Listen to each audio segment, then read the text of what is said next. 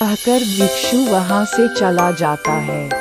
अमावस्या का दिन आते ही राजा को भिक्षु की बात याद आती है और वह वचन के अनुसार शमशान पहुंच जाते हैं। राजा को देख भिक्षु बहुत प्रसन्न होता है।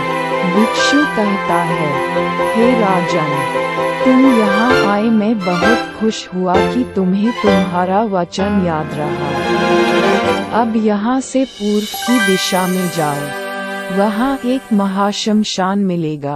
उस महाशमशान में एक शीशम का एक विशाल वृक्ष है। उस वृक्ष पर एक मुर्दा लटका हुआ है। उस मुर्दे को तुम्हें मेरे पास लेकर आना है। भिक्षु की बात सुनकर राजा सीधे उस मुर्दे को लाने चल देता है। महाशमशान में पहुंचने के बाद राजा को एक विशाल शीशम के पेड़ पर एक मुर्दा लटका हुआ दिखाई देता है। राजा अपनी तलवार खींचता है और पेड़ से बंधी डोर को काट देता है। डोर कटते ही मुर्दा जमीन पर आ गिरता है और जोर से चीखने की आवाज आती है। दर्द भरी चीख सुन राजा को लगता है कि शायद यह मुर्दा नहीं बल्कि कोई जिंदा इंसान है। थोड़ी देर बाद जब मुर्दा तेजी से हंसने लगता है और फिर पेड़ पर जाकर लटक जाता है, तो विक्रम समझ जाता है कि इस मुर्दे पर बेताल चढ़ा है। काफी कोशिश के बाद विक्रम बेताल को पेड़ से उतार अपने कंधे पर टांग लेते हैं। इस पर बेताल विक्रम से कहता है, विक्रम, मैं तेरे साहस को मान गया। तू बड़ा ही पराक्रमी है।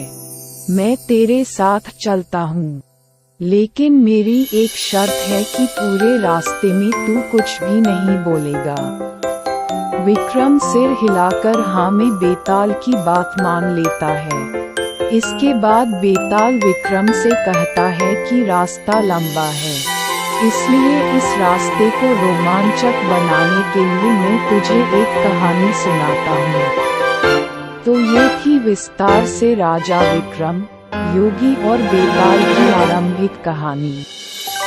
यहीं से शुरू होता है बेताल पचीसी की 25 कहानियों का सफर, जो बेताल एक एक करके विक्रम को सुनाता है।